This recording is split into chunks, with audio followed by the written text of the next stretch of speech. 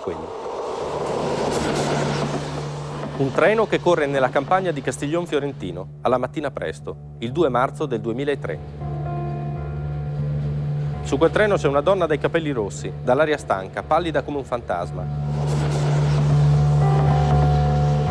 che sta scrivendo su un piccolo computer palmare. Cosa sta scrivendo? Dove porta quel treno?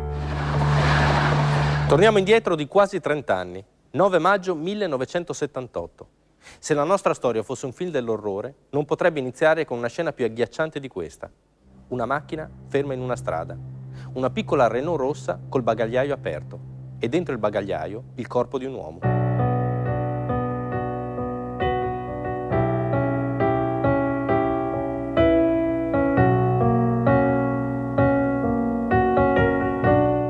Nel 1978 le Brigate Rosse sono uno dei gruppi più attivi nella galassia del terrorismo sia italiano che internazionale. Dopo 10 anni di attentati incendiari, di rapimenti di magistrati e dirigenti industriali, di ferimenti e omicidi di giornalisti, avvocati, magistrati e membri delle forze dell'ordine, le Brigate Rosse hanno raggiunto un livello di efficienza militare e di visibilità politica quasi incredibile.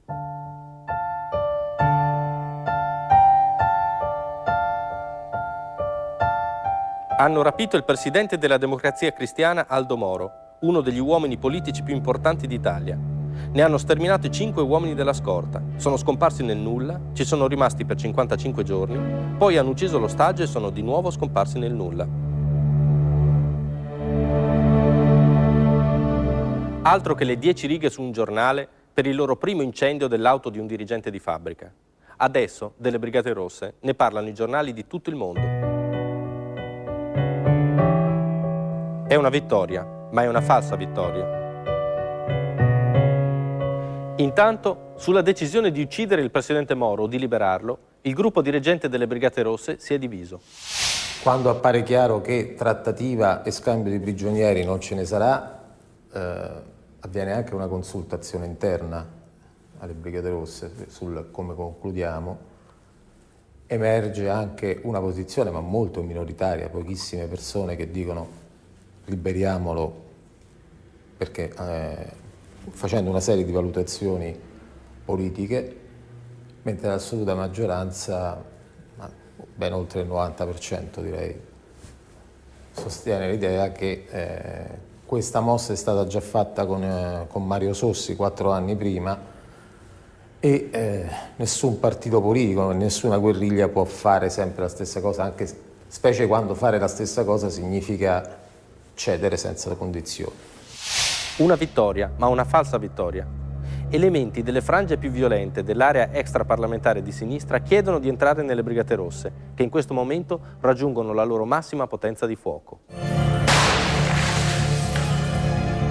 Ma dopo l'omicidio di Aldo Moro e della sua scorta, molti di quelli che mantenevano un atteggiamento ambiguo nei confronti delle Brigate Rosse prendono definitivamente le distanze verso i compagni che sbagliano.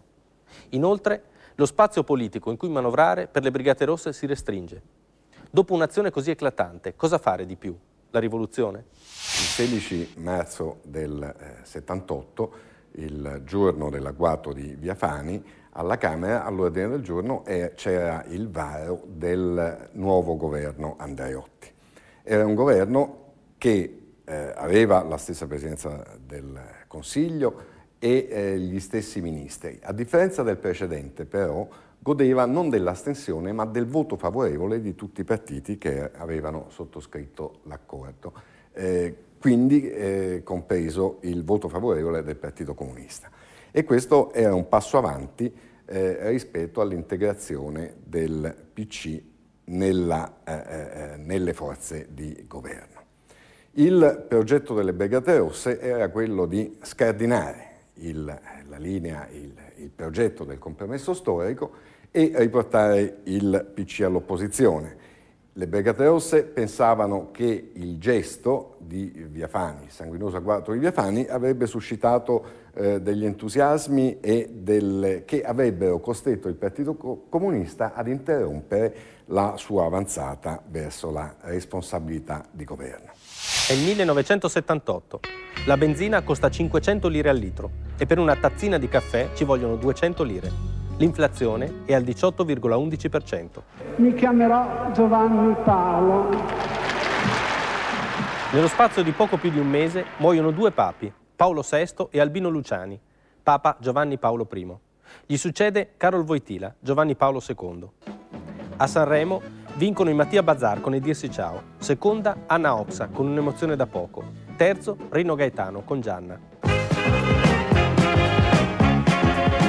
Esplode il fenomeno delle discoteche, che arrivano fino a 5.000 sale da ballo, dal liscio romagnolo alla disco dance stile John Travolta.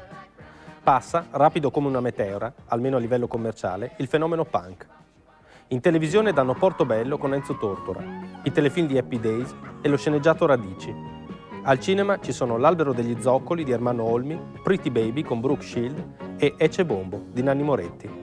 La lettera al Corriere della Sera di una casalinga che chiede più spazio per gli argomenti quotidiani viene considerata l'apertura ufficiale della stagione del riflusso dal politico al privato. I gruppi armati operanti in Italia in quell'anno sono 209. Dov'è la donna del treno? Quella pallida come un fantasma, che sta scrivendo sul computer palmare che tiene sulle ginocchia. Nadia Desdemona Lioce, così si chiama. Dov'è Nadia nel 1978? È a Foggia e sta finendo il liceo classico. È una ragazza allegra e tranquilla, così la definiscono i suoi compagni di scuola. Studia, si interessa di politica, frequenta un collettivo marxista-leninista nella parte vecchia della città. Forse è proprio lì che ha saputo del ritrovamento del presidente Moro in quella Renault rossa.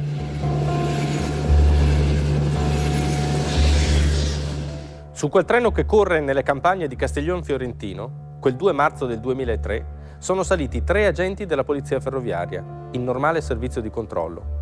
Uno di loro è Emanuele Petri, il sovrintendente Petri.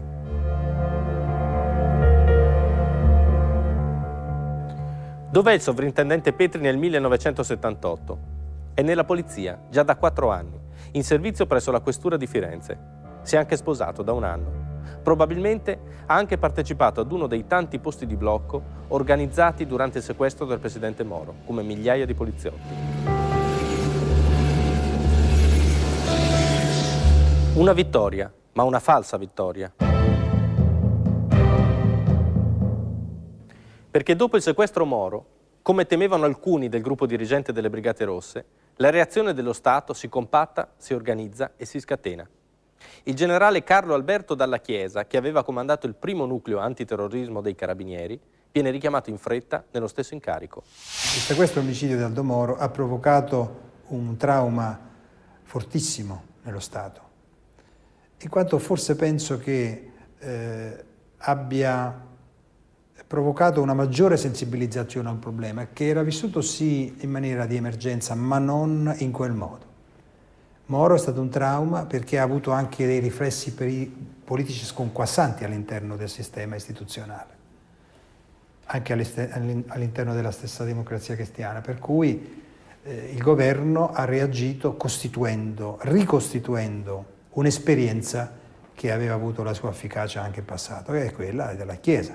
La ratio della costituzione del nucleo speciale della lotta al terrorismo della Chiesa nasce da questa emergenza, indubbiamente. Di essa fanno parte 150 carabinieri, un nucleo di funzionari e di agenti della Polizia di Stato e un gruppetto di finanzieri orientato non esattamente all'interno della struttura per le indagini patrimoniali e anche qualche elemento di contatto dei SISMI, del servizio militare. Il primo successo, il generale Dalla Chiesa lo ottiene appena assume il comando del nucleo speciale per la lotta al terrorismo.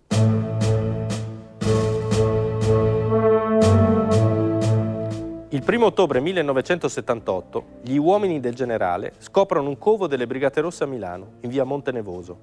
Lì trovano dei documenti, parte del cosiddetto Memoriale Moro, le riflessioni scritte dal presidente durante la prigionia. Parte del memoriale, perché altri fogli verranno ritrovati 12 anni dopo, nel 1990, dietro un tramezzo di gesso sotto una finestra dell'appartamento. È una storia controversa, quella del Memoriale Moro, misteriosa. Ma nel covo di via Montenevoso non ci sono soltanto dei documenti. I carabinieri del generale Dalla Chiesa arrestano anche 9 brigatisti, tra cui alcuni membri del gruppo dirigente. Sono colpi duri, molto duri.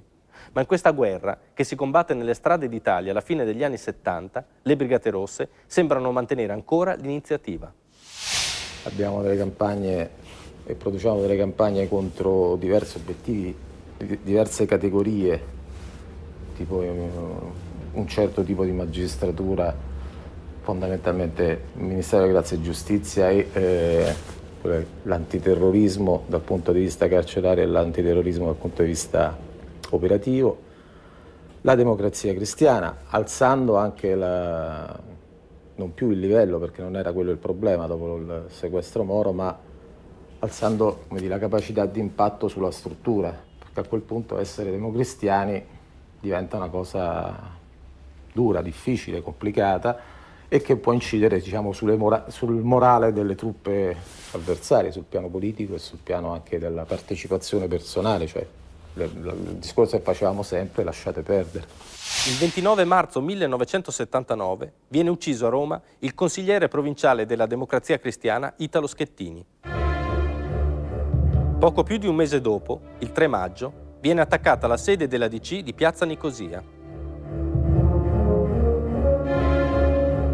È una vera e propria azione di guerra, con un gruppo di fuoco di 15 persone che occupa militarmente l'edificio e prima di andarsene uccide gli agenti Antonio Mea e Piero Ollanu, arrivati sul posto con una autopattuglia.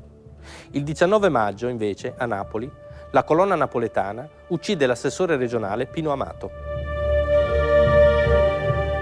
Campagna contro la Democrazia Cristiana, campagna nelle grandi fabbriche. Campagna, nel gergo brigatista, significa uccidere. Il 28 settembre del 1978, a Torino, le Brigate Rosse uccidono il capo officina della Fiat, Pietro Coggiola.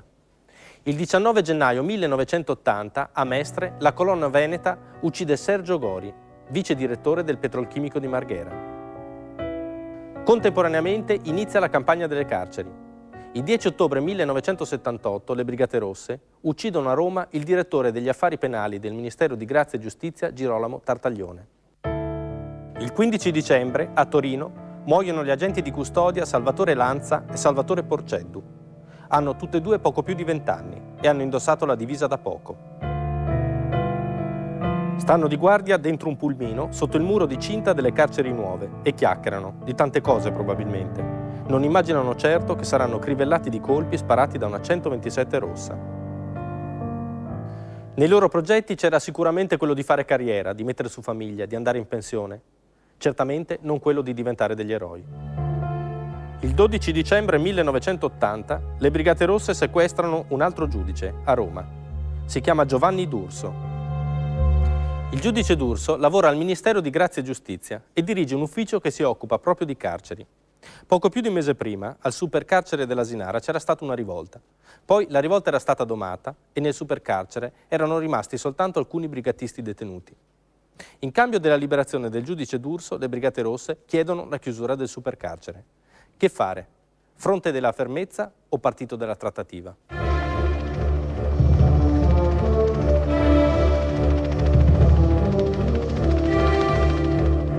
Intanto, il 28 dicembre, anche nel carcere di Trani scoppia una rivolta e 18 guardie carcerarie finiscono nelle mani dei brigatisti e di detenuti comuni, che respingono un primo assalto della polizia con lanci di bottiglie Molotov.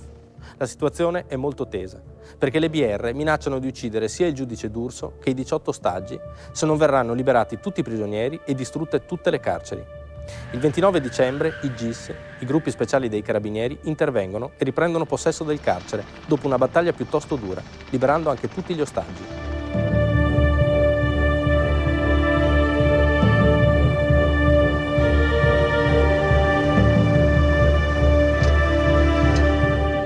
Le Brigate Rosse reagiscono a modo loro.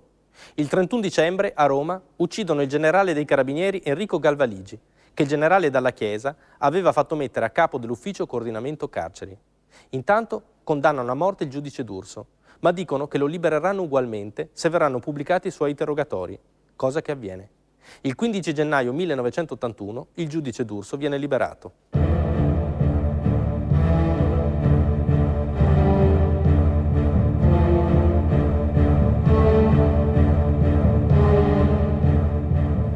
Nel frattempo il carcere dell'Asinare è stato chiuso. Per motivi indipendenti dalle richieste delle Brigate Rosse, assicura il ministro di Grazia e Giustizia. La decisione era stata presa molto tempo prima, sostiene. Democrazia Cristiana, fabbriche, carceri. Le campagne delle Brigate Rosse non sono finite. Mancano ancora gli uomini di quella che loro chiamano la controrivoluzione, gli agenti dell'antiterrorismo.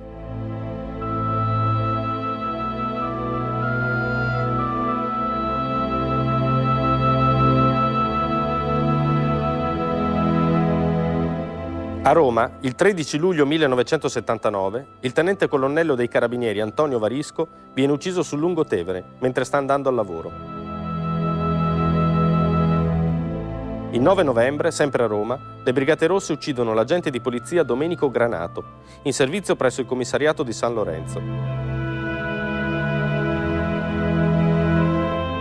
Il 27 novembre viene ucciso il maresciallo Domenico Taverna, del commissariato Appio Nuovo. Il 7 dicembre il commissario Mariano Romiti, comandante del nucleo di polizia giudiziaria del commissariato di Centocelle. Intanto, a Genova, in un bar di San Pier d'Arena, la colonna genovese ha ucciso 2 carabinieri il 21 novembre del 1979, il maresciallo Vittorio Battaglin e il carabiniere Mario Tosa. E a Milano, l'8 gennaio del 1980, il vicebrigadiere Rocco Santoro, l'appuntato Antonio Cestari e la guardia Michele Tarulli, agenti di polizia presso il commissariato di Porta Ticinese. E a Mestre, il 12 maggio 1980, il vice dirigente della Digos Alfredo Albanese. Democrazia Cristiana, fabbriche, carceri, antiterrorismo. Manca ancora qualcosa, manca la magistratura. Vittorio Bachelet è il vicepresidente del CSM, il Consiglio Superiore della Magistratura. Insegna diritto amministrativo alla Facoltà di Scienze Politiche dell'Università La Sapienza di Roma. Quella mattina del 12 febbraio 1980 ha appena finito la sua lezione e non immagina che diventerà un eroe, un martire dello Stato, a cui intitolare aule universitarie e circoli.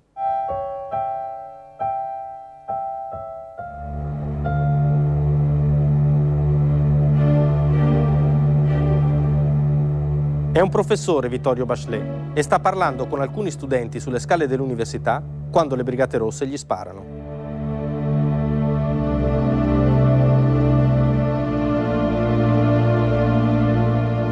Al giudice Girolamo Minervini, capo della segreteria degli istituti di prevenzione pena, invece, sparano su un autobus il 18 marzo 1980.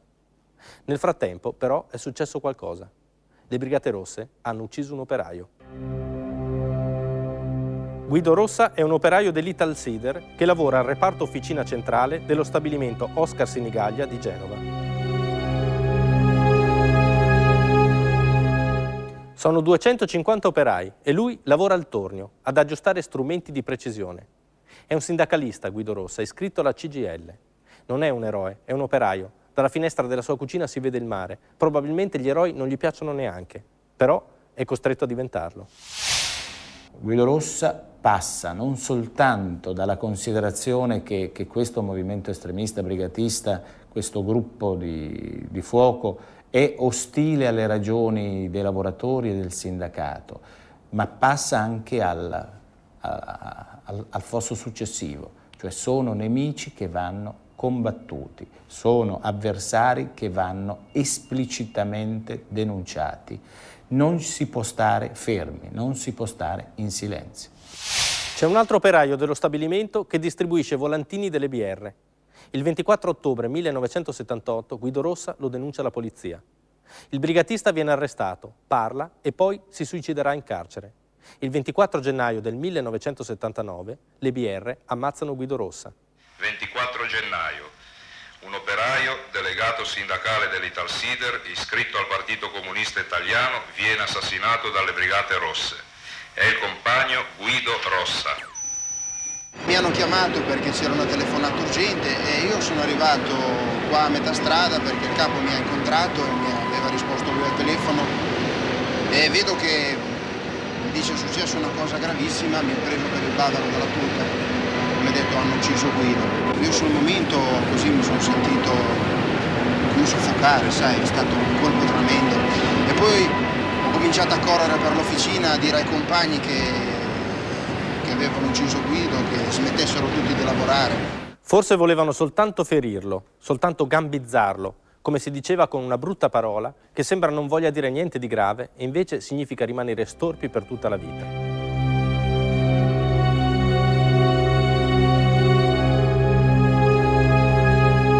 È vero però che dopo averlo ferito, ammazzato, caro lei. Le rispondo con un'altra domanda.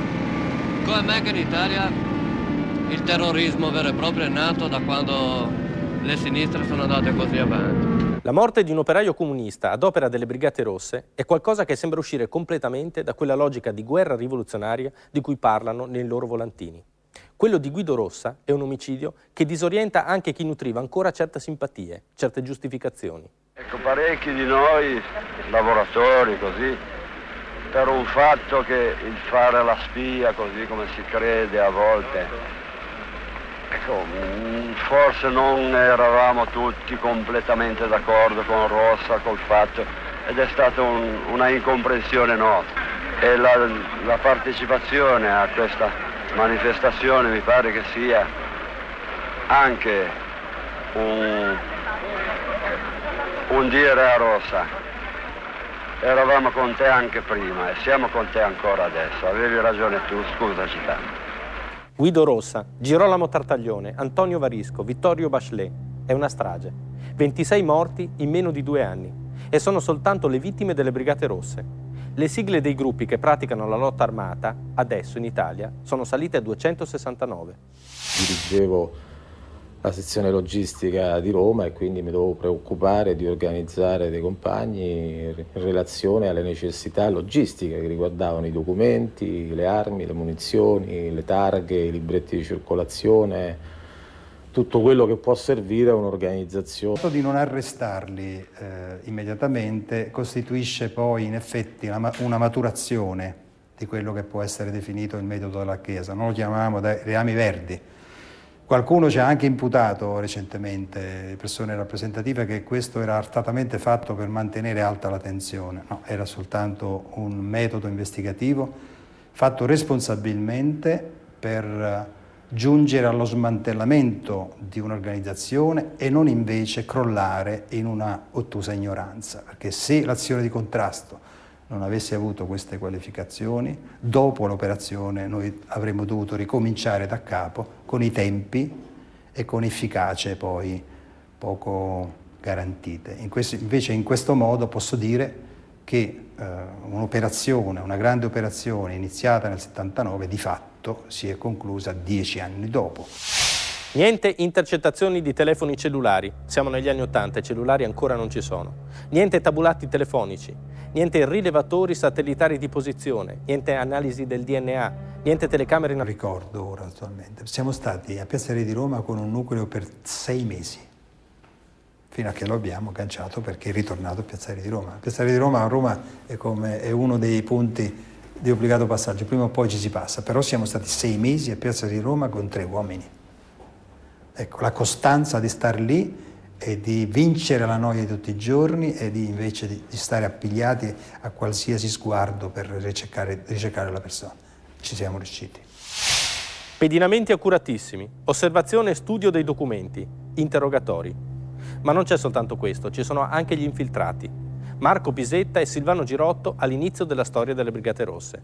Ce ne sono altri? Questo infiltrato venne consegnato dalla Chiesa da un partito politico che consegnò questo militante che ci aiutò a osservare più da vicino quella superficie di antagonismo che più si avvicinava alle Brigate Rosse. Si trattava da questa I generali dalla Chiesa mettono a segno un colpo importante, forse il più importante di tutta la lotta alle Brigate Rosse.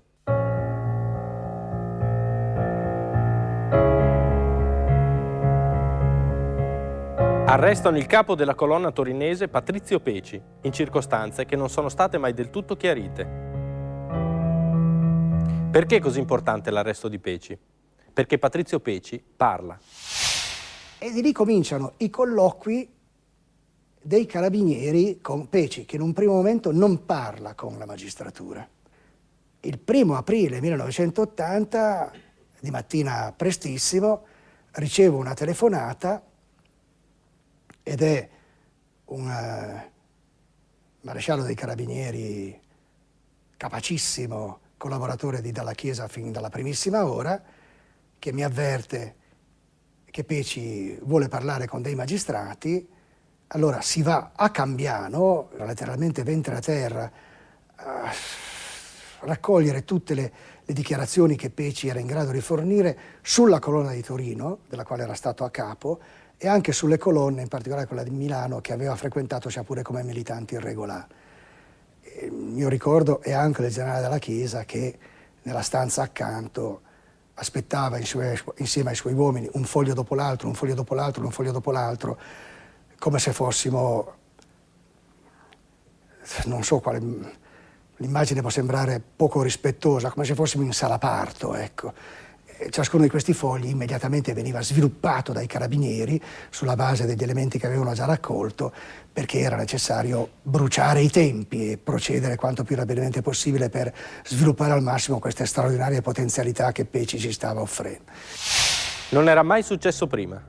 Patrizio Peci fa per le Brigate Rosse quello che fino a Peci, Brigate Rosse. C'erano stati tentativi di infiltrazione tipo Pisetta, tipo Frate Mitra, che avevano portato a degli arresti, ma non c'era mai stato il compagno che poi tradisce. Questo crea intanto una rottura nella tranquillità psicologica di ognuno di noi, perché a quel punto quello che hai a fianco a te nel momento dell'arresto non sai più cosa fa. Questo comporta meno tranquillità psicologica e comporta più necessità di raffinare le tecniche di compartimentazione, si diceva, cioè il non far sapere se non lo strettamente necessario a chiunque. Patrizio Peci rivela nomi e indirizzi. Scattano decine di arresti in tutta l'Italia. Si scoprono covi. Il 28 marzo 1980 intanto le indagini proseguono i pedinamenti e proseguono gli arresti. Intervenimmo come d'uso, circondando lo stabile, avevamo perfettamente anche la piantina topografica presa al catasto dell'appartamento, quindi sapevamo dove erano tutte le uscite, ogni portone, ogni buco che uscisse sulla strada veniva osservato da almeno 1 o 2 persone. E niente, alle 4 di mattina più o meno sento suonare alla porta, vedo che c'è una sfilata di carabinieri per le scale. Bussammo, imponendoci al riparo da eventuali reazioni dall'interno. Dicemmo: carabinieri, aprite. E dall'altra parte si sentì un po' un trabusto e rumori meccanici tipici di uno scarrillamento di un'arma automatica. E allora sul cosa fare e come farlo, perché loro ovviamente dicono apri subito e tu ovviamente dici un momento, ragioniamone. E chiamai per nome Francesco Pissioni, siamo carabinieri, e gli disse alla romana: che volevamo fare? La trattativa serviva a far sbollire l'attimo di agitazione parossistica che c'è sempre in persone che si presentano per fare un arresto che potrebbe trasformarsi in una battaglia, far stemperare l'adrenalina, convincerli che comunque la situazione è abbastanza rischiosa anche per loro, perché minacciavano di far saltare la porta con l'esplosivo e quindi mi trovavo costretto a ribadire che anche io avevo 15 kg di esplosivo e quindi l'esplosione avrebbe potuto creare una seconda esplosione involontariamente, facendo crollare il palazzo sulle loro teste. E al termine di questa quarto d'ora, 20 minuti di chiacchierata, alla fine... Base logistica della colonna romana, se non qualcosa di più della colonna romana. Tra il 1980 e il 1982 le Brigate Rosse subiscono una serie di colpi durissimi. Gli uomini delle forze dell'ordine e i carabinieri del generale Dalla Chiesa continuano a scoprire covi e effettuare arresti. A Milano, il 4 aprile del 1981, viene arrestato Mario Moretti, che molti considerano il capo delle Brigate Rosse. Io ricordo perfettamente il giorno della mia cattura, certo. Era una bella giornata di primavera, dovevo vedere Moretti Moretti e con lui dovevamo vedere questi 3 giovani aspiranti che volevano entrare nelle Brigate Rosse. E l'appuntamento mi pare fosse alle 3 del pomeriggio. Mi è sembrato di vedere, mi ricordo perfettamente l'immagine, un giovane con una coppoletta che sfilava dietro un pulmino. E ho detto a Moretti, mentre entra, che vede qualcuno entrasse in paranoia, usciremmo tutti pazzi. Non potremmo vivere 5 minuti in giro per una città. E invece avevo ragione io, perché poi siamo usciti dal bar, abbiamo girato l'angolo e ci sono saltati addosso. Ci sono saltati addosso, devo dire, molto professionalmente, nel senso che prima ancora di riuscire a capire cosa fosse successo, eravamo immobilizzati a terra. Soltanto in autunno ci sono 800 arresti. Crollano intere colonne, con arresti di 10 in 10. I pentiti fanno paura. Sono un virus mortale per ogni organizzazione segreta. Lo sono per la mafia e lo sono per le Brigate Rosse, che reagiscono. La prima reazione è contro Patrizio Peci ed è una vendetta trasversale di quelle che colpiscono i parenti. Allora molti la paragonarono alle rappresaglie dei nazisti del tempo di guerra. Della rivoluzione con i traditori e l'annientamento. Cosa pensi di questo concetto? Il concetto potrebbe anche essere giusto, tanto penso che bisogna analizzare meglio la parola traditore. Che intendi? Cioè, io non mi sembra un traditore.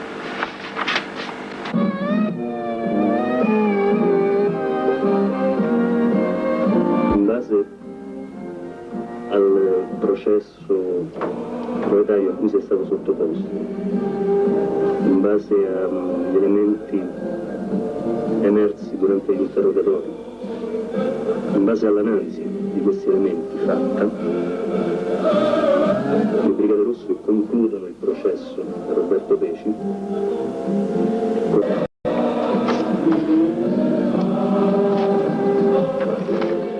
Il 3 agosto il corpo di Roberto Peci viene trovato in una casa diroccata alla periferia di Roma.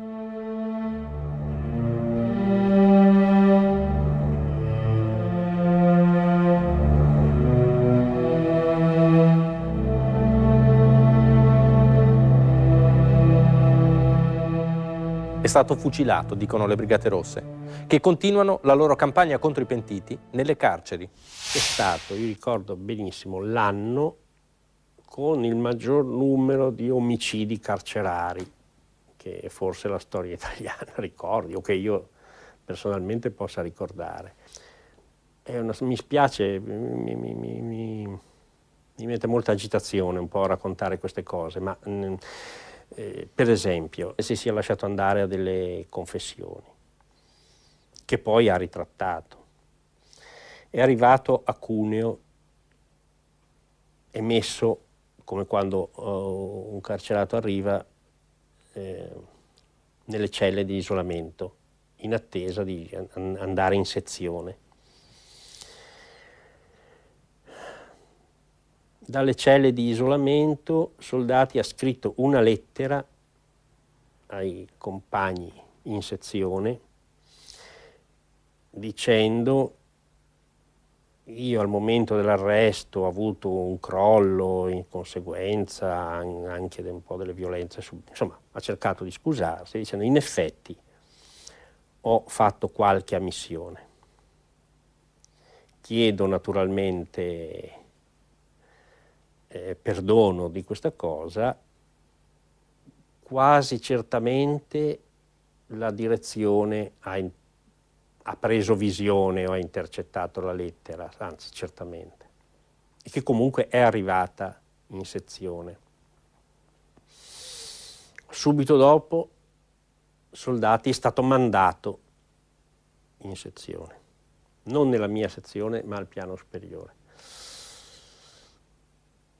Lì, durante una riunione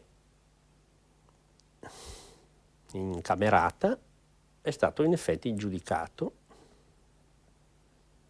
e condannato a morte ed è stato ucciso subito.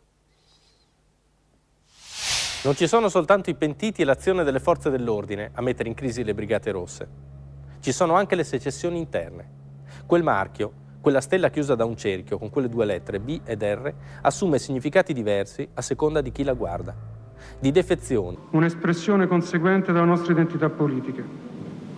Riteniamo inaccettabile che dei comunisti, che ponevano tra le proprie prime finalità la salvaguardia e la liberazione dei prigionieri, uccidessero un loro prigioniero. Più in generale, riteniamo il complesso dell'operazione Moro contraddittorio con l'obiettivo di rafforzare l'antagonismo proletario. Quella della colonna di Milano Walter Allasia, intitolata ad un militante ucciso dai carabinieri, invece è una vera e propria secessione. In contrasto con le linee strategiche decise dalla direzione centrale, scelgono un'altra linea politica. Il 12 novembre 1980, a Milano, uccidono il direttore del personale della Marelli, Renato Briano.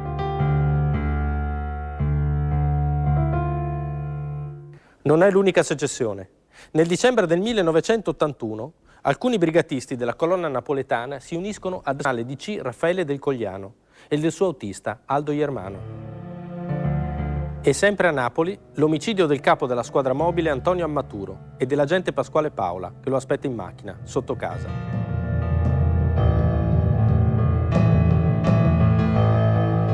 Non basta. A Salerno, il 26 agosto 1982, durante l'attacco ad un convoglio militare per rubare un carico di armi, le Brigate Rosse Partito Guerriglia uccidono 2 agenti della volante di scorta, Mario De Marco e Antonio Bandiera. Nel conflitto a fuoco rimane ferito anche un militare di leva, il caporale Antonio Palumbo, che morirà 3 mesi dopo. E il 21 ottobre, a Torino, per rapinare un'agenzia del Banco di Napoli, le Brigate Rosse Partito Guerriglia uccidono 2 agenti della Mondial Pol, Antonio Pedio e Sebastiano D'Aiello. Brigate Rosse colonna Walter Allasia, Brigate Rosse Partito Guerriglia, Brigate Rosse colonna 2 agosto. Intanto, anche dal punto di vista sociale e politico, le cose sono cambiate. Alla Fiat Mirafiori, per esempio, c'è un'occupazione che dura da 35 giorni. Il 14 ottobre 1980, 40.000 colletti bianchi, i quadri intermedi, sfilano per le strade di Torino, chiedendo la riapertura della fabbrica. Il 16 ottobre i presidi operai vengono ritirati dai cancelli della Fiat. Gli anni 80 segnano dei cambiamenti importanti e per certi versi un'inversione di tendenza. Dal punto di vista della società si assiste a quello che è stato chiamato il riflusso, il ritorno al privato, cioè il disinteresse dei giovani rispetto ai temi civili, sociali e politici. Nonostante quello che è successo, nonostante i cambiamenti della società, i pentimenti, gli arresti, l'inizio delle secessioni interne, le Brigate Rosse riescono comunque a gestire 4 sequestri contemporanei. A Napoli, il 27 aprile 1981, un comando delle Brigate Rosse sorprende l'auto blindata della regione Campania sotto la casa dell'assessore. Uccide l'autista Mario Cancello, uccide il brigadiere Luigi Carbone, che fa da scorta, ferisce le gambe il segretario di Cirillo, Ciro Fiorillo, e rapisce l'assessore caricandolo a forza su un furgone.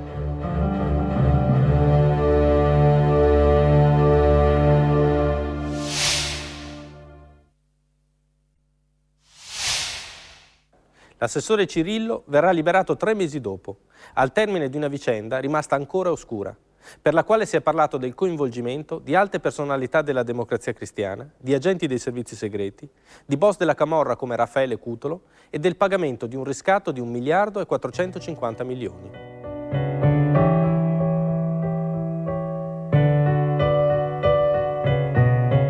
Ma anche questa è un'altra storia. Il 20 maggio 1981, mentre l'assessore Cirillo è ancora nelle mani delle Brigate Rosse, dall'altra parte dell'Italia, a Mestre, viene sequestrato l'ingegnere Giuseppe Tagliercio, direttore del Petrolchimico. L'ingegner Tagliercio rimarrà nelle mani delle Brigate Rosse per quasi 3 mesi, ma alla fine non verrà liberato. Il 5 luglio 1981, invece, dirigente dell'Alfa Romeo di Milano, sequestrato il 2 giugno del 1981, viene rilasciato poco tempo dopo, quando la fabbrica ritira la cassa integrazione per 500 operai. È vivo anche l'agente che gli fa da scorta, che le Brigate Rosse hanno lasciato ammanettato al volante al momento del sequestro.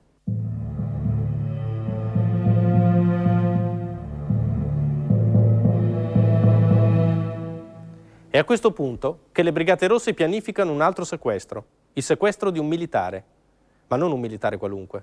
Il generale James Lee Dozier è un generale americano, di stanza presso la base NATO di Verona. Le Brigate Rosse della Colonna Veneta lo sequestrano il 17 dicembre 1981. Non è difficile. Il generale Dozier non ha guardia del corpo.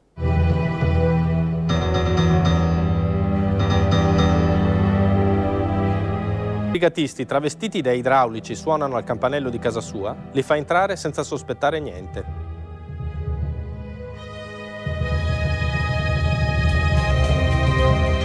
Cerca di resistere ma viene preso, immobilizzato, infilato in una cassa e caricato su un furgone.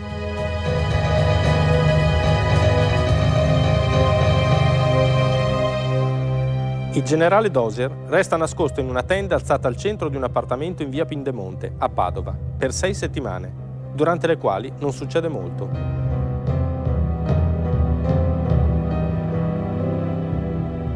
Le Brigate Rosse hanno rapito un generale americano, una cosa che ancora non era riuscita a nessuno, neanche ai gruppi della guerriglia sudamericana.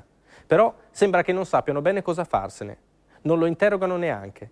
Nell'appartamento con il generale non c'è nessuno che parli bene l'inglese. Molto importante. Se vi dicessi dov'è Dozier, dice, che garanzie mi date? La polizia ha da poco istituito un gruppo di intervento speciale che si chiama NOX. La notte del 28 gennaio 1982, gli uomini del NOX si concentrano nel pianerottolo davanti all'appartamento di via Pindemonte, armati, incappucciati e con una piantina dell'interno disegnata dal brigatista pentito. Sfondano la porta, entrano, arrestano 4 brigatisti, tra cui il capo Antonio Savasta, e liberano il generale.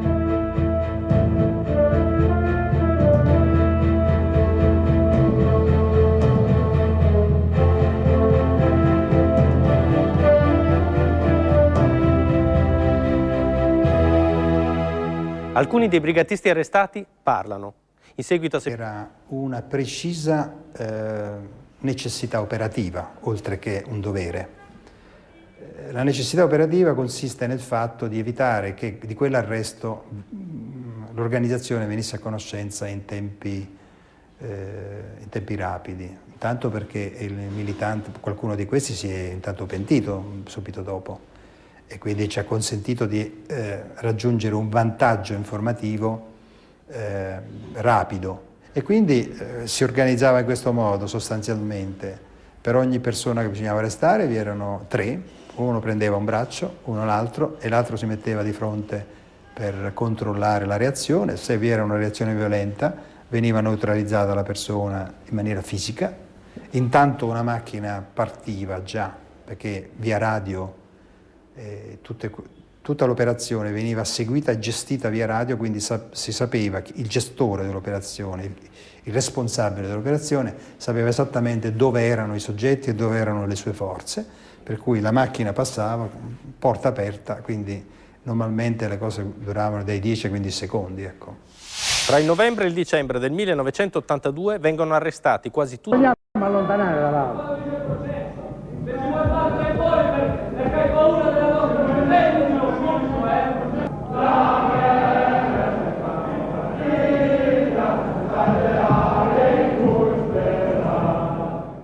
A fine gennaio del 1983 anche gli ultimi componenti delle Brigate Rosse Colonna Walter Alasia vengono arrestati. Anche questa sigla cessa di esistere. Sono colpi durissimi per le Brigate Rosse, che decidono di rendere meno intensa la loro azione e di passare sulla difensiva. Nel complicato gergo politico-militare dei brigatisti si chiama ritirata strategica. È il 1983. La benzina costa 1.170 lire al litro e il pane 1.000 lire al chilo. L'inflazione è al 16%. A Sanremo vince Tiziana Rivale con Sarà quel che sei vin, ok il prezzo è giusto. Al cinema danno E.T. di Steven Spielberg, C'era una volta in America di Sergio Leone e Blade Runner di Ridley Scott. Dov'è Nadia? Dov'è la donna del treno?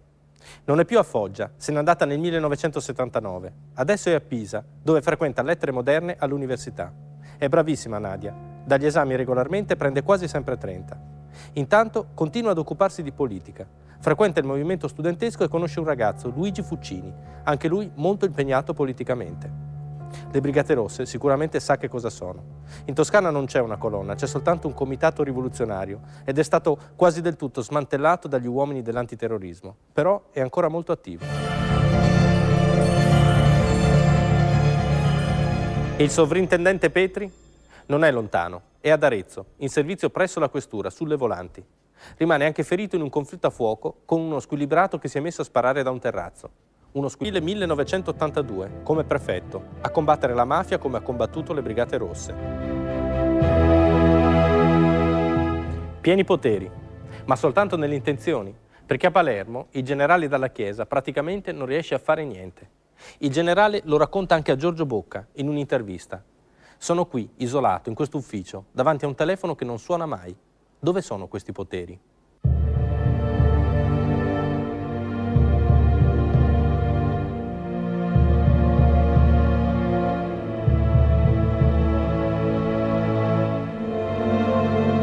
Il 3 settembre la mafia lo uccide a colpi di Kalashnikov assieme a sua moglie Emanuela Setti Carraro e all'autista Domenico Russo. Poi tornano.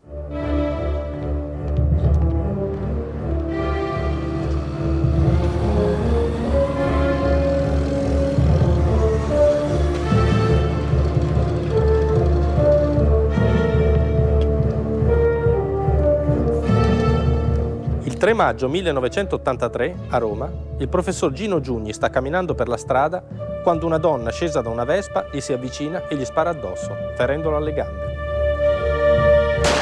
Il professor Giugni è un docente universitario, insegna scienze politiche, è socialista ed è uno dei padri dello Statuto dei lavoratori. Dal carcere i brigatisti detenuti rivendicano l'attentato. Nuovi obiettivi, dicono, nuove strategie. Per combattere lo Stato non serve uccidere tutti i suoi magistrati, poliziotti e il mondo economico. Più che un politico, il professor Giugni è proprio questo, un tecnico. Colpirlo così è il modo delle Brigate Rosse di fare politica nel campo del lavoro.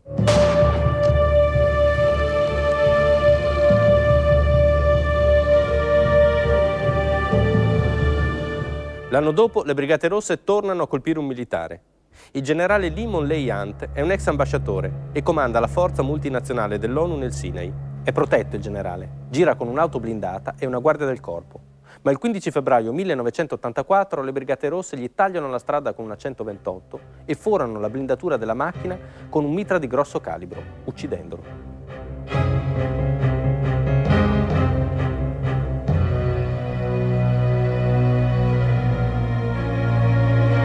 Nel 1985, invece, sempre a Roma, colpiscono un altro economista. Il professor Ezio Tarantelli è un uomo tranquillo, una persona per bene, che quando lo chiamano per parlargli si ferma.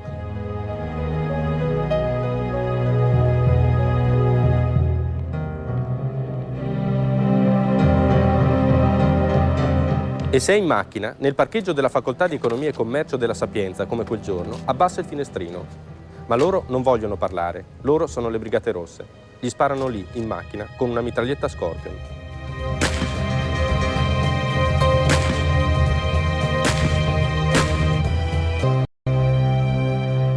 Passa un altro anno. Ormai le Brigate Rosse agiscono così, come una specie di serial killer che colpisce le stesse categorie di persone, a distanza di tempo, e senza più nessun contatto con la realtà, perché la realtà, lo abbiamo visto, è cambiata.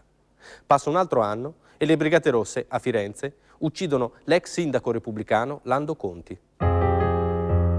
Il 10 febbraio 1986 è fermo a un semaforo del centro con la sua auto, quando gli sparano 11 colpi di pistola. È la stessa mitraglietta Scorpion che ha ucciso Ezio Tarantelli. Stessa arma, stesso tipo di vittime, un omicidio all'anno, proprio come i serial killer. Un momento però, perché adesso dobbiamo tornare a parlare di Nadia, la donna del treno. Dopo l'omicidio di Lando Conti, vengono trovati dei volantini delle BR all'università. La Digos setaccia certi ambienti di sinistra e sospetta anche di lei, Nadia Desdemona Lioce. Va a fare una perquisizione a casa sua, a Pisa, ma non trova niente. Chiusa parentesi. 21 febbraio 1986. Comando formato da 2 uomini e 2 donne gli spara.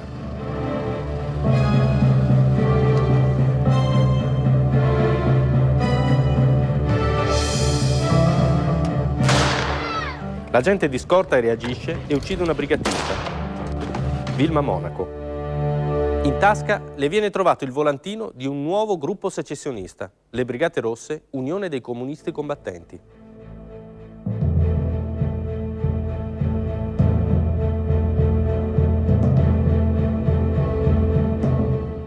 Lo stesso gruppo colpisce Roma il 20 marzo 1987.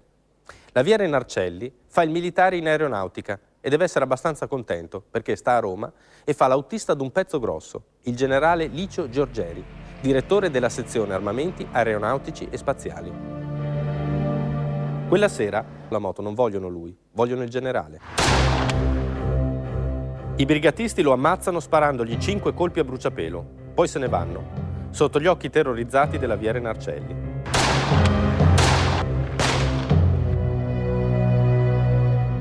Non sono soltanto anni di omicidi quelli, sono anche anni di arresti. Tra il maggio e il giugno del 1987, i carabinieri del nucleo antiterrorismo di Roma arrestano tra Italia, Francia e Spagna quasi tutti gli appartenenti alle Brigate Rosse Unione Comunisti Combattenti. Anche questa sigla, praticamente, cessa di esistere. Restano le Brigate Rosse Partito Comunista Combattente, che ancora una volta fanno sentire che ci sono. Forlì è una cittadina della Romagna, un posto tranquillo in cui di solito non succede mai niente.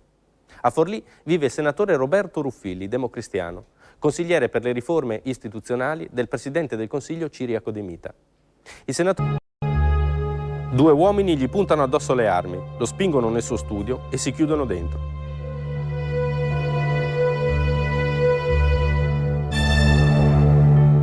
Quando se ne vanno, il senatore Ruffilli è seduto sul divano. È morto.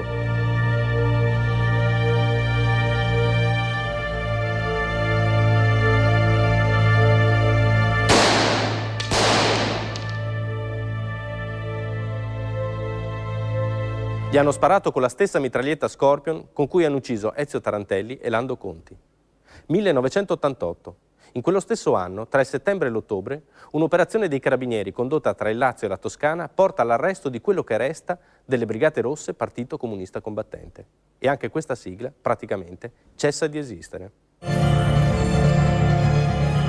Finito. Alcuni brigatisti lo avevano riconosciuto già dal 1987. Renato Curti. Diciamo chiaramente che intendiamo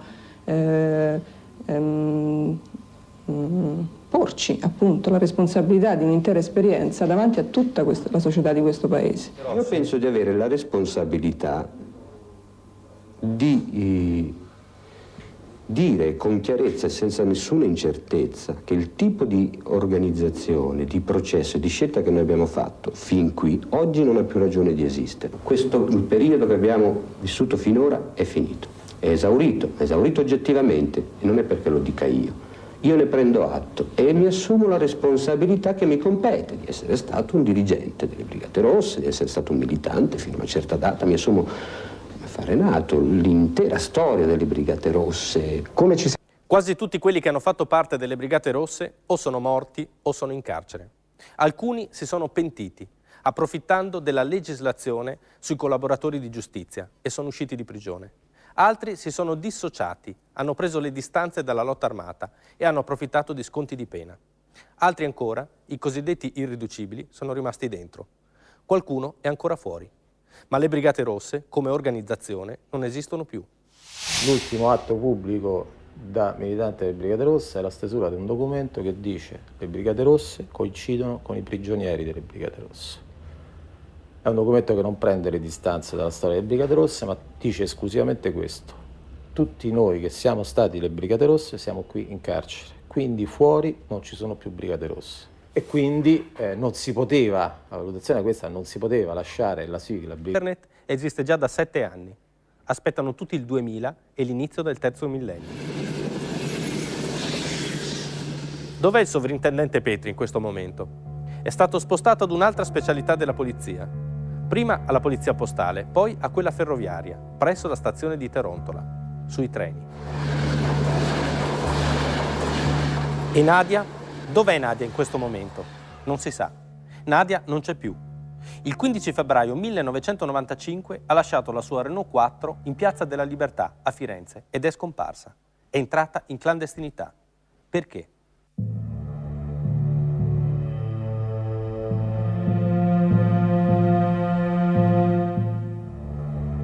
C'è un treno che corre. Come in un film dell'orrore, corre nella notte e non si sa dove stia andando. Sopra c'è un fantasma. È un uomo tranquillo, dal sorriso gentile, un avvocato esperto di diritto del lavoro. Ha 51 anni, una moglie e una figlia. E forse pensa a loro quando esce da quel portone verde. O forse pensa al suo lavoro. Perché oltre a essere docente universitario di diritto del lavoro, ha un incarico importante quell'uomo. È consulente del ministro del lavoro Antonio Bassolino. Un incarico poco noto, un incarico da cervello, da tecnico. O forse non pensa a niente di particolare. Esce dal portone, svolta a sinistra e si avvia a piedi per via Salaria, una borsa di cuoio rosso piena di documenti in una mano e quella del computer nell'altra. Lui non lo sa, ma c'è qualcuno che lo sta osservando.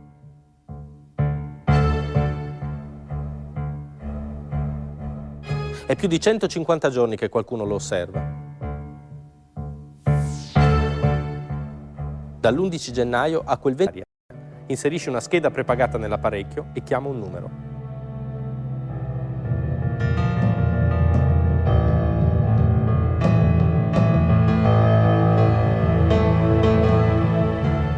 Il professore attraversa Piazza Fiume e qualcun altro si infila nella cabina che sta davanti al numero 56 e chiama. Dovunque vada, il professore viene seguito, soprattutto nel tragitto che da casa sua va all'università. Va in via Bergamo, dove ha lo studio, e qualcuno entra in una cabina, inserisce una scheda e fa una chiamata. Va in Corso d'Italia, dove c'è la sede della CGIL, e qualcuno entra in una cabina e chiama. Va a casa della moglie del padre, cabina di via Alessandria, scheda e chiamata. Arriva all'università, Scienze Politiche, cabina di Piazzale Altomoro, scheda e chiamata. Come una trappola. Le telefonate di controllo sono 70, dalla mattina, quando il professore esce di casa, fino alla sera, quando rientra. Iniziano in gennaio, con frequenza settimanale, e arrivano fino ad aprile. Poi si intensificano e alla fine sono quotidiane.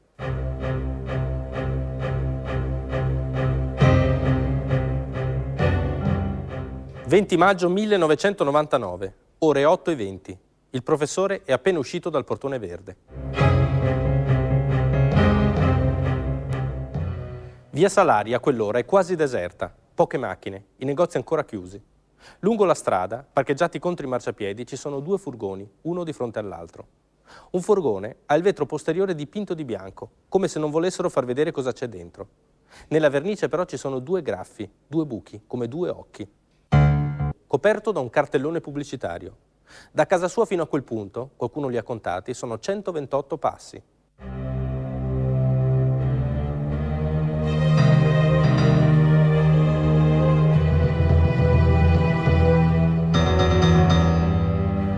Il professore non lo sa, ma per lui sono gli ultimi.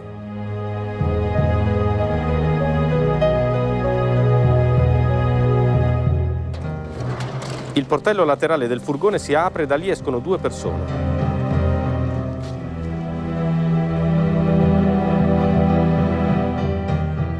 Girano davanti al furgone, salgono sul marciapiede e il professore se li trova davanti. Poi uno dei 2 tira fuori una pistola e spara al professore.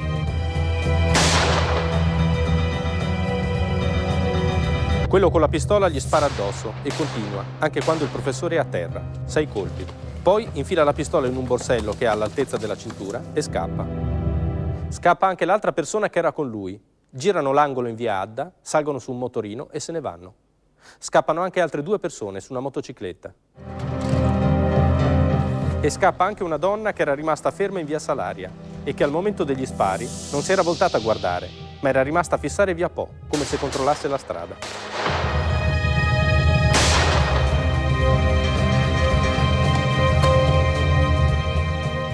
L'uomo rimasto a terra, il professore con i baffi e il sorriso gentile che stava andando a lavorare, chiede aiuto con un filo di voce. Alle 8:35 arriva l'ambulanza che lo porta all'ospedale, ma non c'è niente da fare. Alle 9:30 il professor Massimo D'Antona Brigate Rosse. Abbiamo ucciso Massimo D'Antona. Le Brigate Rosse, ma non erano finite, non erano scomparse 10 anni prima, nell'88, dopo l'omicidio del senatore Ruffilli. E invece no, sono tornate, come i fantasmi. Qualcosa era già successo, anche prima dell'omicidio del professor D'Antona. Piccole azioni, rivendicate da strane sigle misteriose che sembravano appartenere ad un passato perso nella notte della Repubblica. Una bomba a Roma, il 18 ottobre 1992. Un vigilante notturno sente una frenata seguita dal rumore di un tamponamento e corre a vedere. Davanti alla sede della Confindustria, in via Astronomia, c'è un'auto con uno sportello e il bagagliaio aperto, come se qualcuno fosse scappato via di corsa dopo l'incidente. Davanti alla Confindustria c'è una borsa, nella quale gli artificieri trovano 5 kg di esplosivo innescato e un registratore che ripete sempre lo stesso annuncio: sindacati. Colpi di pistola contro la base militare americana di Aviano e una bomba a mano gettata dentro il perimetro della struttura il 2 settembre 1993. Azione rivendicata dalle Brigate Rosse, Partito Comunista Combattente. Un'altra bomba a Roma, il 10 gennaio 1994. A luna di notte, un'esplosione scuote il porticato sotto il quale si trovano gli uffici della NATO Defense College, danneggiando la facciata dell'edificio. Il giorno dopo, una telefonata al Messaggero fa trovare un comunicato di rivendicazione dentro un cestino dei rifiuti. Sono gli NCC, che vogliono colpire la strategia imperialista del nuovo ordine mondiale. Poi, il 13 febbraio 1995, una pattuglia passa davanti a 2 ragazzi che stanno vicino ad un motorino. Agli agenti la targa sembra contraffatta, e infatti lo è. E poi lì vicino c'è anche un ufficio postale. Così, il giorno dopo, Nadia lascia la macchina in Piazza della Libertà, a Firenze, e scompare.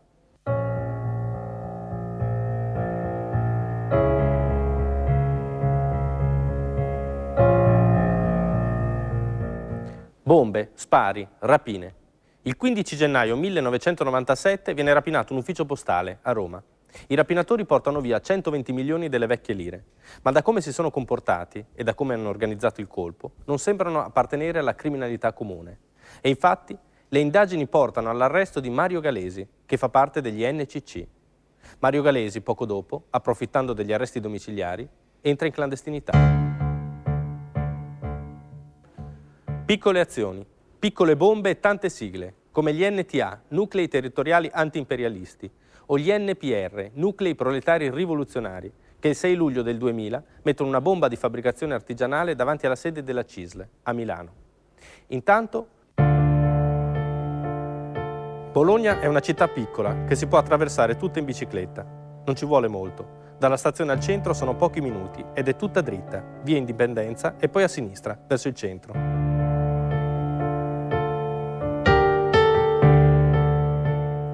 Il professor Marco Biagi la fa quasi sempre così, quando torna a Bologna da Modena, dove insegna diritto del lavoro alla Facoltà di Economia e Commercio, o quando torna da Milano, dove ha collaborato alla stesura del Patto del Lavoro, oppure quando torna da Roma, dove lavora come consulente per il ministro del lavoro Roberto Maroni.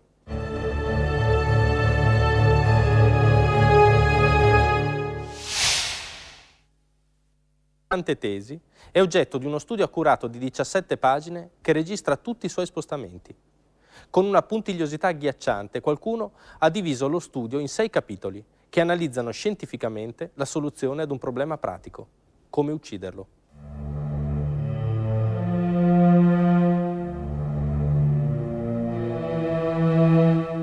Da capitolo 1, tempi politici di opportunità nella realizzazione dell'attacco, a capitolo 6, calendario bozza programma di lavoro. Tutti i suoi movimenti, tutte le sue entrate e uscite dagli edifici, tutte le sue soste, compresa quella per chiudere la bicicletta davanti alla stazione, sono state registrate, analizzate e classificate secondo l'opportunità di ucciderlo.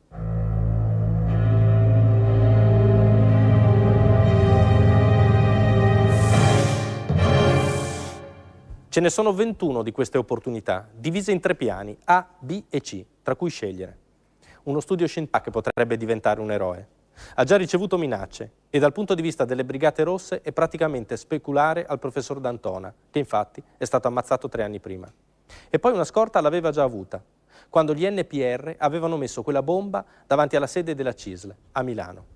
Poi però Per ovviare al problema della mancanza di uomini da parte delle forze dell'ordine, soprattutto dopo l'attentato alle Torri Gemelle dell'11 settembre, era stato deciso di ridurre le scorte e a Biagi l'avevano tolta.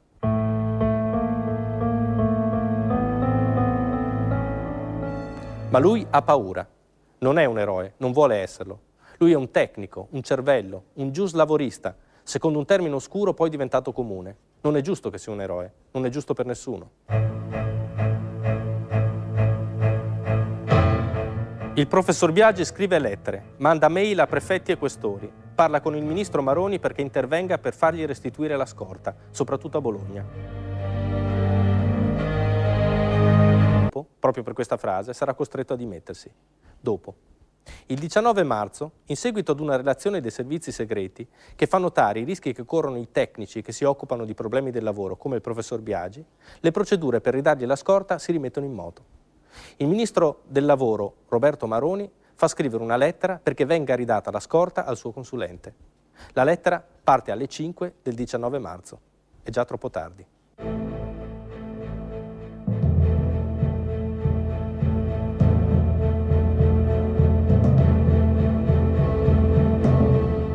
Bologna è una città piccola. Dalla stazione al numero 12 di via Valdonica, proprio sotto i portici del ghetto, nel cuore della città, ci vogliono pochi minuti.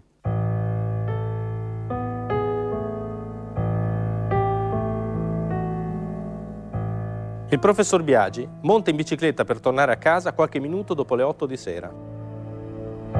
Ho osservato mentre apre i lucchetti della bicicletta parcheggiata nella galleria 2 agosto e poi si avvia verso via Indipendenza. A Bologna c'è sempre in giro tanta gente, anche a quell'ora ce n'è molta, ma più il professor Biagi pedala verso i portici di via Valdonica e più sembra che sia solo.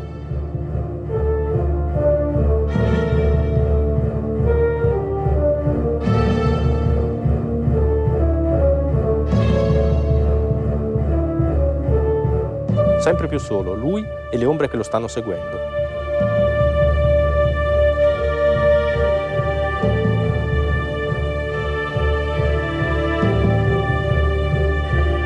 Soltanto loro, in tutta la città, e basta.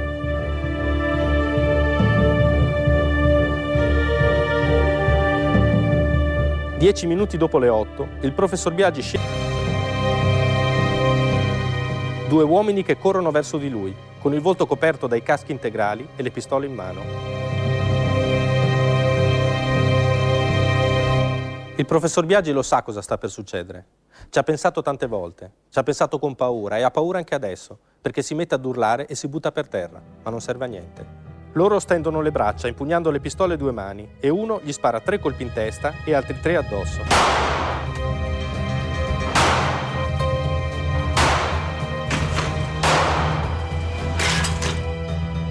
Poi scappano, montano su uno scooter e se ne vanno per i vicoli del ghetto. E assieme a loro spariscono sotto i portici anche tutte le altre ombre che hanno seguito il professore. Il professore non voleva essere un eroe, non ci teneva a quello slargo davanti a casa sua che adesso si chiama Piazzetta Marco Biagi. Arrivano ad altrettanti indirizzi elettronici di gruppi e organizzazioni del mondo del lavoro. Le nuove Brigate Rosse rivendicano l'omicidio via internet.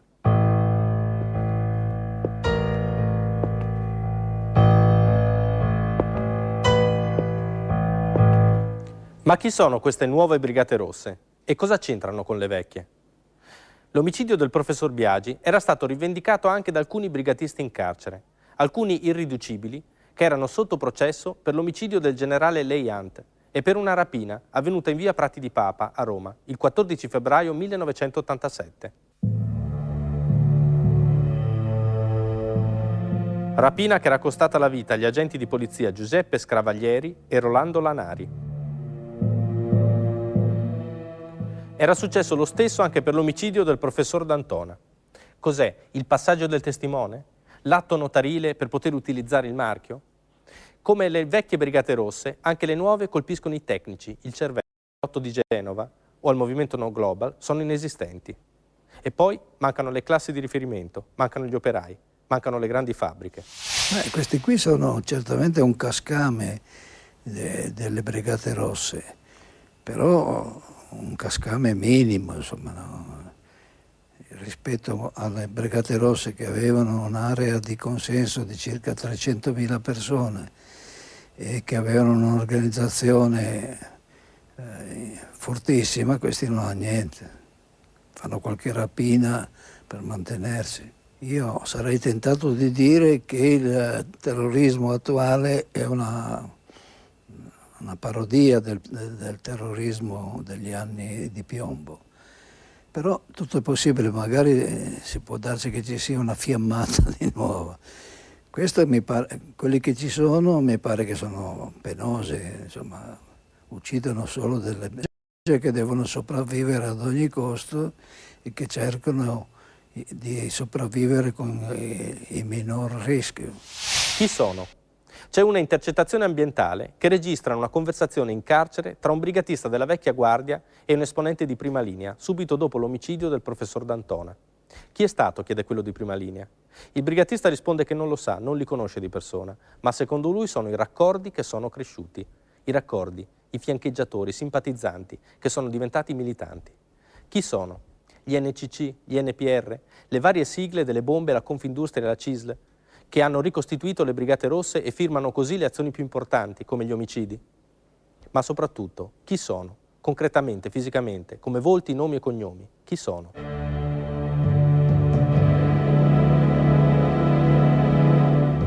Le indagini erano scattate subito dopo l'omicidio del professor D'Antona. Ai carabinieri viene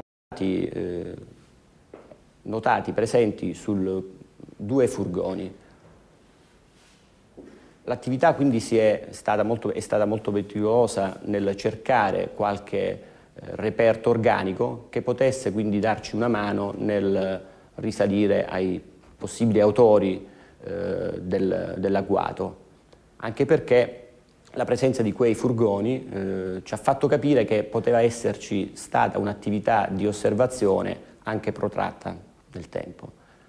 E in effetti sono stati acquisiti reperti organici di interesse, quali soprattutto un capello ritenuto di sicura pertinenza dei brigatisti rossi, che corrispondeva a un sesso femminile. Non ci sono i bossoli della pistola che ha sparato, ma ci sono le dichiarazioni dei testimoni. E c'è anche il capello di una donna trovato nel furgone da cui sono usciti i killer del professor D'Antona. È veramente innovativa. In particolare un gruppo di lavoro congiunto formato da personale della Direzione Centrale della Polizia di Prevenzione e della Digos di Roma si è soffermata sulla possibilità di ricostruire le schede telefoniche con le quali erano state effettuate telefonate di rivendicazione dell'omicidio ai quotidiani romani.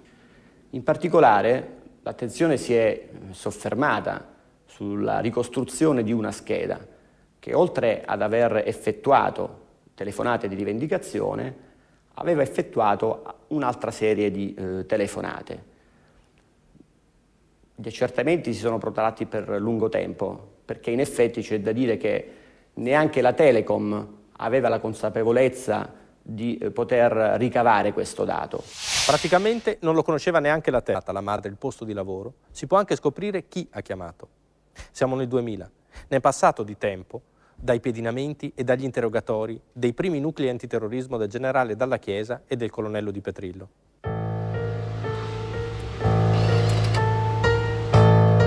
Intanto le indagini sull'omicidio del professor D'Antona proseguono. Poi ci sono quelle sull'omicidio del professor Biagi. La perizia balistica sui proiettili permette di stabilire che la pistola che ha sparato è la stessa che ha ucciso il professor D'Antona. Poi ci sono le immagini delle telecamere alla stazione di Bologna e nelle varie strade. Poi ci sono le tracce delle mail di rivendicazione. Ma soprattutto succede qualcosa. 2 marzo 2003. C'è quel treno che corre nelle campagne di Castiglion Fiorentino, come il treno dei fantasmi di un vecchio film dell'orrore. Ci sono 3 agenti della polizia ferroviaria che salgono e sta scrivendo su un palmare. Forse c'è qualcosa che lo insospettisce, o forse gli sembra sospetto l'uomo che sta con lei, oppure è semplicemente un controllo casuale. Ma la donna è Nadia Desdemona Lioce, e l'uomo è Mario Galesi. Sono 2 regolari delle Brigate Rosse e hanno i documenti falsi.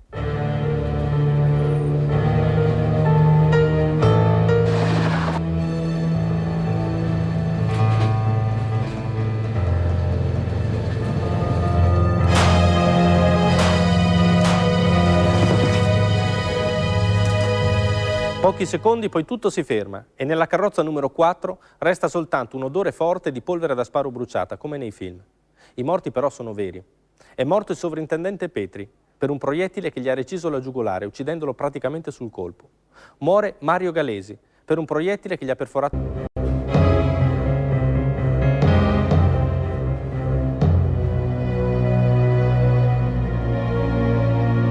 Nadia sappiamo chi è, ormai la conosciamo. Non dice niente, non parla. Dice solo che è un prigioniero politico e che appartiene alle Brigate Rosse. Ma i tempi sono cambiati, le indagini, lo abbiamo visto, non sono più quelle di una volta. Non importa se Nadia non vuole parlare. Tanti erano gli elementi che si potevano raccogliere, che avevano nella disponibilità questi due appartenenti alle Brigate Rosse. C'erano 2 computer palmari, c'era una pistola, c'erano dei mazzi di chiavi, dei biglietti della metropolitana e dell'autobus che ci potevano indirizzare sugli spostamenti. Ma in quella carrozza numero 4 dell'Interregionale 2304 c'è anche un'altra cosa. Non importa se Nadia non parla, parlano i 2 computer. Abbiamo iniziato ad esaminare con calma il materiale che avevamo raccolto. Di immediato interesse un'utenza telefonica cellulare. Lavorando su questa utenza telefonica cellulare ci siamo accorti, e devo dire c'è stato un certo rammarico in questo, noi speravamo potesse aprirci delle grandi prospettive investigative. In realtà questa utenza aveva un traffico, per così dire, citofonico, dedicato completamente ad un'altra utenza cellulare. Erano come se queste 2 utenze, ovviamente intestate a persone fittizie non esistenti, colloquiassero esclusivamente tra di loro. Dentro il computer ci sono 107 file, 107 documenti non criptati che si possono aprire e leggere. Sono documenti che parlano della vita dell'organizzazione e delle sue linee politiche. Poi ci sono quelli criptati, sui quali la polizia postale si mette subito al lavoro per decodificarli, aiutata dai tecnici dell'FBI. Un altro, come i citofoni di un palazzo, che parlano soltanto tra di loro. E poi c'è anche qualcos'altro. Abbiamo trovato, nella disponibilità dei terroristi, il biglietto da visita di un negozio per computer, vendita, riparazione. Dopo qualche dovuto accertamento siamo andati per cercare di capire il motivo della disponibilità di questo biglietto, che cosa potesse avere a che fare un appartenente alle Brigate Rosse con questo negozio. All'inizio non abbiamo trovato una ragione, una giustificazione. È iniziata un'attività certosina, paziente e faticosa, di controllo di tutti i fogli, o meglio le schede, di riparazione dei computer palmari che venivano portati in questo negozio. È inutile stare a sottolineare quanto è stato faticoso la disponibilità di quel biglietto. Avevano portato in riparazione nel gennaio del 2003 una di quei computer palmari che avevano con loro al momento del loro arresto. Subito abbiamo cercato di tirare fuori tutto quello che ci poteva essere di utile, sia con il ricordo degli impiegati, sia quanto risultava da questa scheda, dove c'era annotata a margine un'utenza telefonica. Il numero di telefono lasciato al negozio di computer è intestato ad un nome falso, ma lo ha lasciato Nadia. L'impiegato della ditta la riconosce dalle fotografie che gli mostra la polizia. 2 numeri di cellulare, quello nel computer e quello lasciato al negozio. Sono tutti e 2 non attivi, però prima di essere disdetti hanno fatto e ricevuto telefonate. Visto che questi telefoni avevano operato del 99, quando era del tutto sconosciuta a tutti la possibilità di comunicare tra loro con queste schede, potessero aver fatto delle chiamate da cabine telefoniche pubbliche. Prima che si sapesse che si potevano rintracciare, le schede telefoniche prepagate venivano usate come i gettoni. Quelle che sono entrate in contatto con i cellulari dell'organizzazione sono 46. Per esempio, sono state usate per chiamare da quelle cabine che si trovano sul percorso del professor D'Antona in quei 150 giorni in cui è stato seguito e chiuso in trappola il 20 maggio 1999. Ma sono anche state usate con molta disinvoltura per chiamare parenti e amici. E allora è possibile, con una lunga e paziente indagine sulle persone che sono state chiamate e sugli ambienti che sono stati contattati, è possibile risalire a chi sono appartenute. La polizia ne individua 16. Tra quelle e i cellulari si arriva all'identificazione di 7 persone che vivono tra il Lazio e la Toscana. Vengono attenzionate, come si dice in gergo poliziesco. Significa pedinate, intercettate, filmate e fotografate. E lavora in una ditta di pulizie che si occupa dell'università in cui insegna anche il professor D'Antona. Il furgone da cui sono usciti gli assassini è stato rubato e il giorno dopo il furto una delle schede telefoniche in possesso di Paolo Broccatelli chiama la concessionaria della marca del furgone. La polizia sostiene che Broccatelli durante un pedinamento si è mosso secondo un percorso di sicurezza che si trovava in un documento nel computer di Nadia. Non è possibile, dicono gli amici e i vicini di casa. Paolo non può essere un brigatista. Un'altra si chiama Laura Proietti.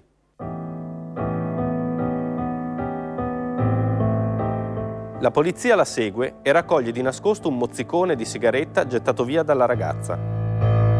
La polizia fa analizzare il DNA e ritiene che sia identico a quello del capello trovato nel furgone da cui sono usciti gli assassini del professore. Un altro ancora si chiama Roberto Morandi. La polizia entra in casa sua a Firenze ed è impossibile, dicono i suoi colleghi, al reparto radiologia del pronto soccorso di Careggi, dove lavora come infermiere. È un errore. Ma quando viene arrestato, Roberto Morandi parla. Dice poche parole. Dice: mi dichiaro prigioniero politico e membro delle Brigate Rosse per il Partito Comunista Combattente. Sempre grazie alle schede prepagate e alle telefonate dei cellulari, la polizia individua un altro uomo, Marco Mezzasalma.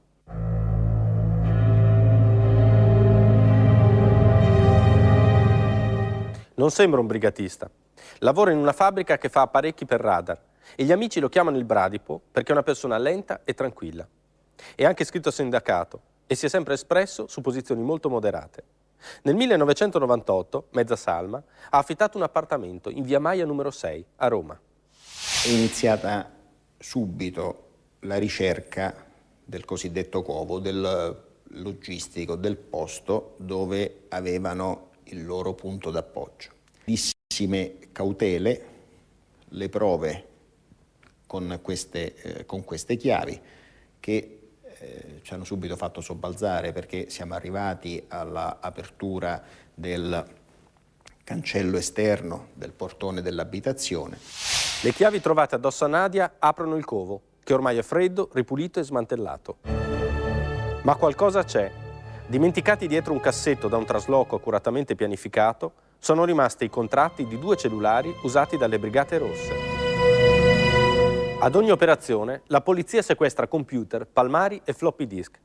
La polizia postale ha elaborato un metodo tutto suo per resuscitare anche i file definitivamente cancellati. Tra i documenti trovati nel computer di Nadia, ce ne sono alcuni che parlano di operazioni compiute. Per esempio, una rapina a Firenze, all'ufficio postale di via Torcicoda, compiuta il 6 febbraio del 2003. Almeno 8 persone, armate di pistole e di mitragliatori. La polizia lo aveva collegato a Roberto Morandi perché li aveva fermati assieme, in macchina, qualche tempo prima, durante un normale servizio di controllo. Inoltre, il giorno della rapina in via Torcicoda, Simone Boccaccini è assente dal lavoro.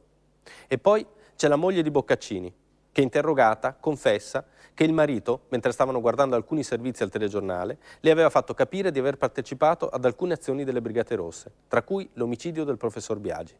Soltanto al pedinamento, però. Arrestato, Simone Boccaccini si dichiara militante rivoluzionario. Nel computer di Nadia c'è anche un processo interno intentato dall'organizzazione ad una brigatista, la compagna So. Alla compagna So viene rimproverato di aver saltato alcuni appuntamenti, lasciando i compagni armati in mezzo alla strada, pronti a compiere rapine che non sono state portate a termine. Alla compagna So viene rimproverato tutto, dai permessi che i brigatisti hanno dovuto prendere sul lavoro e che quindi non potranno prendere più per altre imprese, fino ai soldi spesi per i biglietti del treno, alla compagna So. Per la polizia, la compagna So è Cinzia Banelli, anche lei tecnica di radiologia come Morandi, ma in un ospedale di Pisa. Anche a lei si attribuiscono schede e numeri telefonici delle Brigate Rosse ed è grazie a questi se si ipotizzano i suoi spostamenti. Un telefono cellulare è come una specie di ricetrasmittente, come una cimice. Si aggancia alla cellula per ricevere la linea e in base a questa si può stabilire la posizione di chi se lo porta addosso. Secondo il cellulare di Cinzia Banelli, lei sarebbe stata a Bologna attorno alle 9 di sera e poi a Porretta attorno alle 10 quando arriva il treno da Bologna. La mattina dopo è regolarmente a lavorare a Pisa. Perché è importante questo? Perché sono importanti questi spostamenti? Perché avvengono il 19 marzo del 2003, un'ora dopo che è stato ucciso il professor Biagi.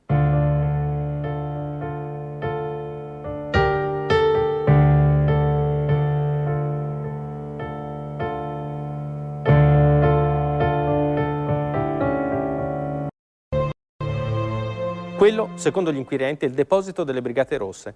Ci sono i documenti originali di rivendicazione dei delitti di D'Antona e di Biagi e anche gli originali delle rivendicazioni degli attentati dinamitardi alle sedi dei partiti e delle istituzioni compiuti da sigle come i NIP e gli NPR. Per gli inquirenti queste sono sottomarche delle BR, sigle di comodo, che servono a firmare azioni di sostegno alle BR per far credere che le BR abbiano più proseliti e siano più grandi di quello che effettivamente non sono.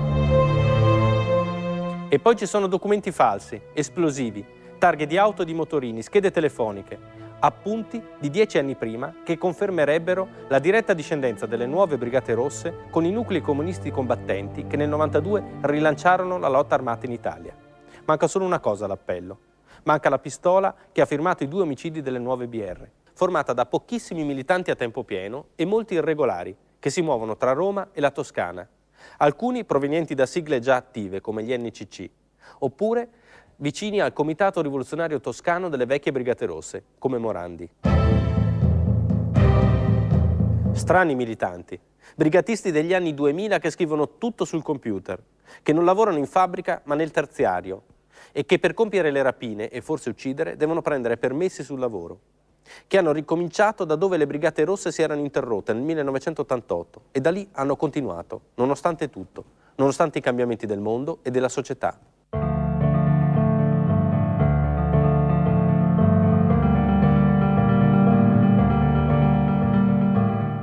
Brigatisti in crisi, a quanto proverebbe un documento sequestrato a casa di mezza salma nella perquisizione dopo l'arresto e che parla del riadeguamento alla magistratura e alla magistratura soltanto stabilire la verità.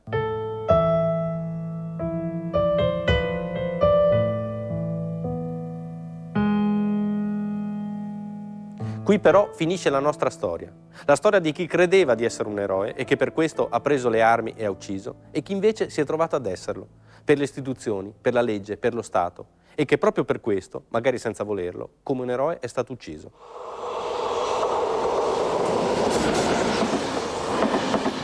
C'è un treno che corre, un treno partito molti anni prima e che ancora non si è fermato. A differenza di quanto è accaduto in Francia e in Germania, dove la stagione del terrorismo si è chiusa definitivamente, da noi, come al solito, il passato non è ancora passato. Forse perché, come al solito, i conti dobbiamo ancora farli fino in fondo col passato.